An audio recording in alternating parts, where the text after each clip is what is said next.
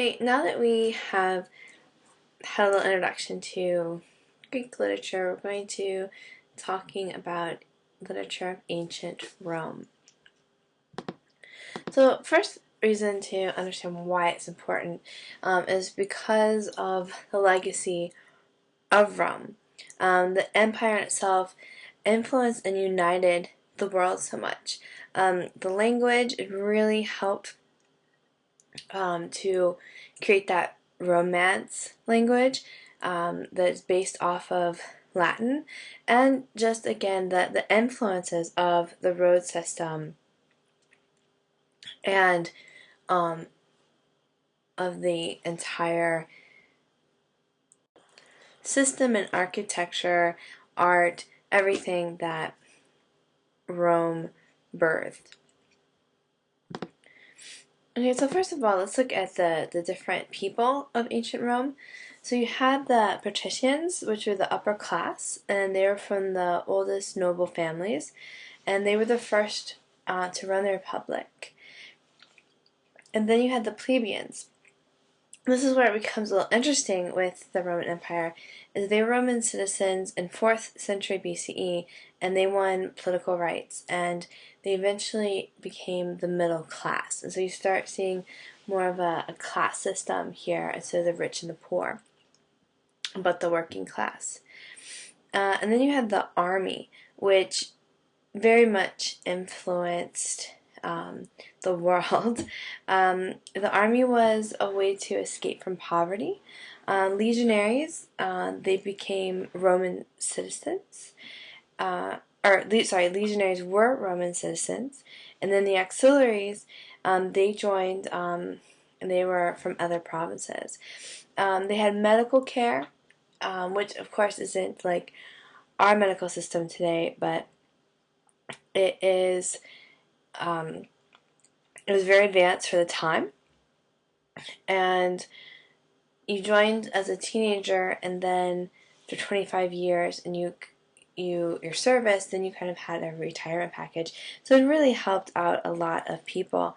They built bridges, they built roadways, and it was really the start of kind of civilization connecting out.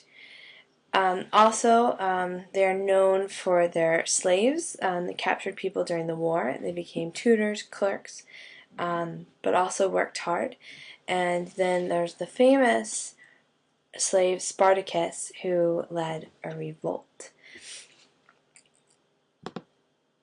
Okay, so one really interesting aspect about Rome is to see actually how advanced they were in their civilization, and how we're able to learn so much from them is because of the city of Pompeii, which there was the volcano Mount Vesuvius, which exploded and covered the people.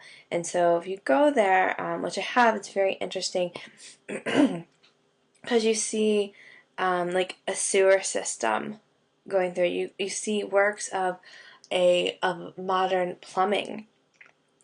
And so it's very interesting to see all the start of this modern life that they had in Pompeii. And the sad aspect as well is that you see the people in the positions of where they died. But a lot of their art, their culture, all of this was completely preserved because of the volcano. So the legend of Rome is that in 735 BC, Romulus and Remus were supposedly, that's when they founded Rome. And the legend is that Aeneas, who is from the Aeneid and the Iliad, who is a Roman soldier who flees Troy and is able to escape. He goes to Italy, and through miraculous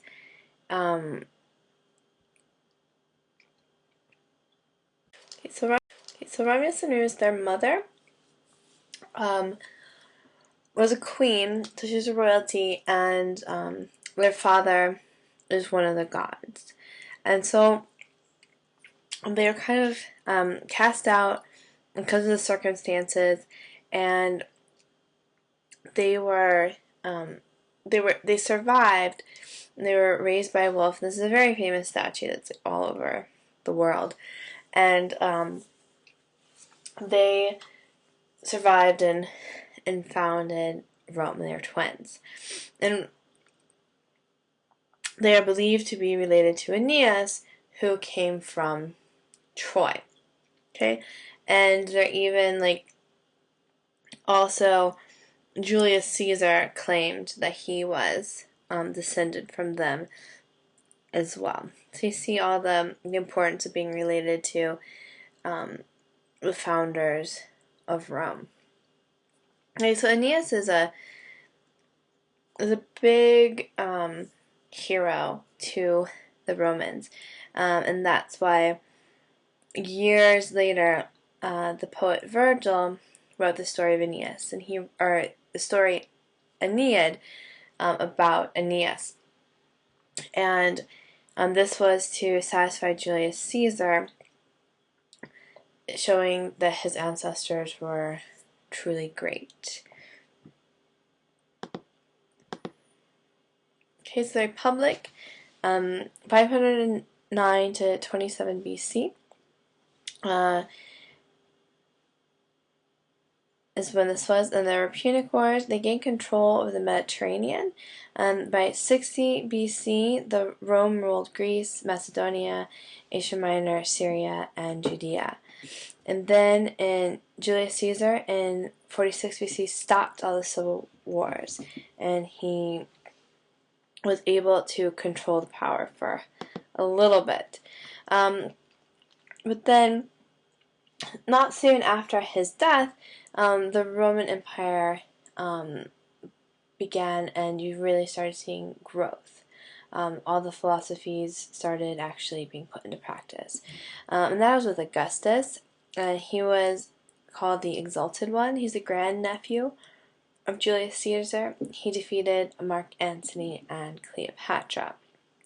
His rule marked 200 years of stability, which is called the Pax Roman, which was the Golden Age, or it's also called the Augustan Age. So, the decline and fall of the Roman Empire happened between 204 76 AD. There's lots of theories about why this happened, because they're so spread out. That's one of them, that they couldn't control all the territories. Another one, the empire, the emperors, to keep like the royal bloodline, they married like their sisters a lot of times during that time, and so some of the heirs became a little goofy. There was one heir who ate one Roman Empire who would only eat peacock brain, and that's very expensive, and so that leads to another theory. They just couldn't control the wealth and became very corrupt with that. So Marcus Aurelius is kind of seen as the last wise emperor, 180 AD, and towards the end, a lot of the Germanic tribes came in, and basically Rome fell like Troy, which is very ironic because they believed that they were descendants of the Trojans.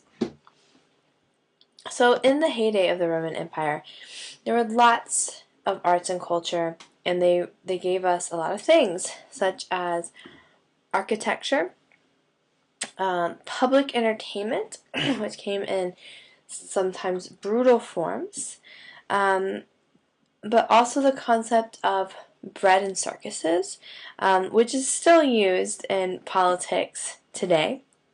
Which bread and circuses is, as long as you keep the people happy by getting them fed and entertaining them, that you can rule and have a good popularity.